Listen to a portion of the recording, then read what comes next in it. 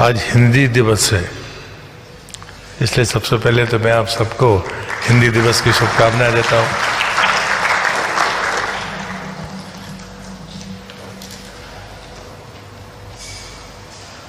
आज के इस फिक्की के इस कार्यक्रम में उपस्थित श्री हेमंत मलिक जी, श्री सिराजुद्दौला साहब, ज्योतिविद जी, नंदन सुंदरम जी,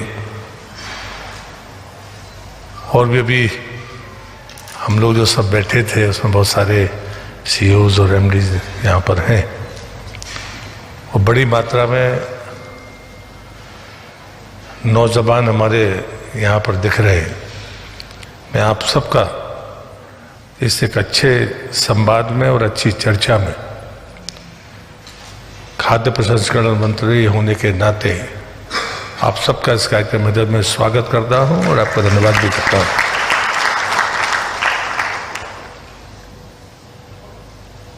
ये कार्यक्रम वास्तव में उद्घाटन जैसा नहीं है। देश के प्रधानमंत्री जी ने जब ये बात कही थी तो उन्होंने कहा था कि अगर हम 5 ट्रिलियन इकोनॉमी की तरफ आगे जाना चाहते हैं तो फूड प्रोसेसिंग का क्षेत्र उसमें रीढ़ की हड्डी होगी और उसमें जो निचले स्तर पर, जिसकी बात सराज साहब भी कर रहे थे, कि शुरुआती दौर में जो उत्पादन करने वाला है या छोटा यूनिट है जो बनाने का काम करता है, वो सबसे मजबूत कड़ी साबित होगी। लेकिन हमको एक चैलेंजेस भी देखने होंगे, चुनौतियां देखनी होंगी। और मैं भी पुस्तक पढ़ रहा था और अचानक वो पन्ना खुला तो मैंने कहा कि यही 5 चीजें हम देखते हैं और वही आपने आइडेंटिफाई की है। मैगजीन तो अभी मैंने हाथ में देखी है।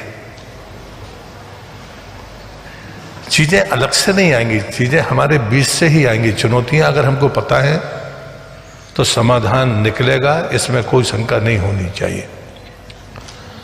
वो प्रधानमंत्री बार बार इस बात को मंत्रिमंडल की बैठकों में जोड़ देते हैं कि कंप्लायंस जितने कम हो सकते हैं उतने कम करिए।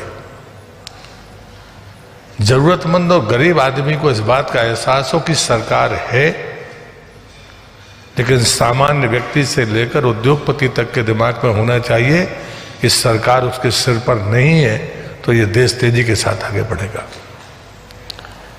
और मुझे लगता है कि यही बातें हैं और जो आपके और हमारे संवाद से सामने आएंगी और हम उसका रास्ता निकाल पाएंगे। और इसलिए दूसरी बात जब मैं कहता हूं कि लक्ष्य बड़ा हो और रास्ता छोटा हो तो फिर आपकी गति क्या होगी। लेकिन लक्ष्य बड़ा हो और रास्ता लंबा हो तो फिर गति तेज करनी पड़ेगी। और लक्ष्य छोटा हो, रास्ता भी कम हो तो चलेगा आराम से कम। मुझे लगता है ये फर्क है सरकारों के बीच का। कभी हम बिलियन और ट्रिलियन की इकोनॉमी की बात नहीं करते थे। आज पैसे की कमी नहीं है, ये बात मैं कह सकता हूं। लेकिन आप पैसा किसको दोगे, ये सबसे अहम सवाल है कि आप पैसा दोगे किसको। दूसरी जो चुनौती है वो मार्केटिंग और ब्रांडिंग की है, सिर्फ प्रोडक्ट की नहीं। हमारी स्कीम्स की जानकारी भी लोगों को नहीं है और उसका मैं आपको उदाहरण देता हूं। जो बात कही गई कि निचले स्तर पर लोगों को कैसे मदद मिलेगी, इस बात को प्रधानमंत्री ने पहले से भांप लिया था। और पिछले बजट में उन्होंने कहा कि हमारे पास में जो आंकड़ा है, ऑर्गेनाइज या अनऑर्गेनाइज, रजिस्टर या अनरजिस्टर्ड जो भी यूनिट्स हैं, अगर आप उसको लघु उद्यमी शब्द उपयोग हुआ है उसमें, लघु उद्यमी व्यक्ति भी हो सकता है, समूह भी हो सकता है, सोसाइटी भी हो सकती है, और अब एफपीओ के फॉर्म में भी लोगों ने काम करना शुरू किया। वो लगभग 24 लाख है। तो उन्होंने कहा कम से कम 2 लाख यूनिट को 5 साल के भीतर 10,000 करोड़ देकर उनको अपग्रेड करने का काम कर सकते हैं क्या। लेकिन आपको एक ऐसी सूचना मैं आपको दे रहा हूं जो सरकार का मंत्री बोलता नहीं है। 45,000 का लक्ष्य था, 26,000 आवेदन बम उसके लाए, 13,000 रिजेक्ट हो गए और कुल 4,500 इस साल का लक्ष्य पा पाए हम 45,000 के अगेंस्ट। हम पैसा देने बैठे। तो ऐसा नहीं है कि सब चीजें स्मूथ चलती है, नहीं, ऐसा नहीं है। जो चर्चा आप कर रहे हैं उस चर्चा से सरकार सहमत है। और इसलिए इन चीजों को हम कैसे आगे बढ़ाएं, मार्केटिंग ब्रांडिंग के लिए हम कैसे आगे बढ़ें। इंफ्रास्ट्रक्चर की जब बात होती है तो इंफ्रास्ट्रक्चर में जिस प्रकार से लगातार तेजी के साथ काम हुआ है इन वर्षों में, उसको आपने भी महसूस किया होगा। लेकिन फूड प्रोसेसिंग मंत्रालय, सरकार कुछ नहीं करती। हम तो व्यक्ति को पैसा देते हैं, इंडस्ट्री को पैसा देते हैं, लेकिन जो चैलेंजेस होते हैं उनको मिल बैठकर बात करके हम चीज़ों को आगे बढ़ाने का काम करते हैं।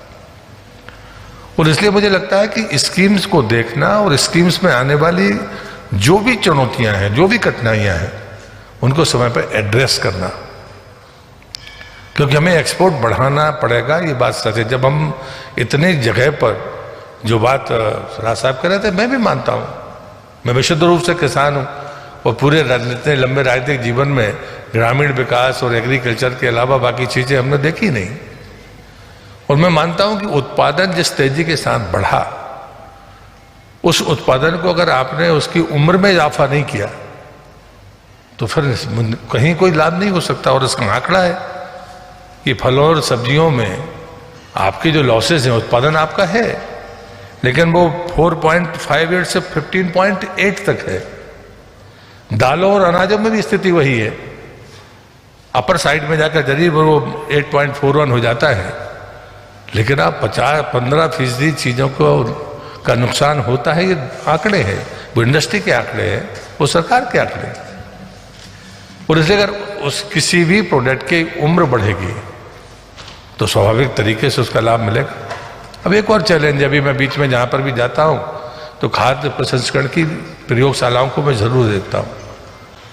तो मैं एक जगह पर एक मेगा फूड पार्क में गया तो सब, अभी भी लहसुन का विवाद चल रहा है कि लहसुन खरीदा नहीं जा रहा, प्याज का तो संकट है ही, लेकिन विकिरण की तकनीक से प्याज 12 महीने तक उगेगी नहीं। अगर उसको फिक्स टेम्परेचर में 25-26 डिग्री पर रखा जाए तो 10 महीने तक वो सड़ेगी भी नहीं, या वो खराब होगी तो 5 से 7% का उसका रेशियो है। प्याज जैसे आइटम के लिए ये बहुत बड़ा अचीवमेंट है।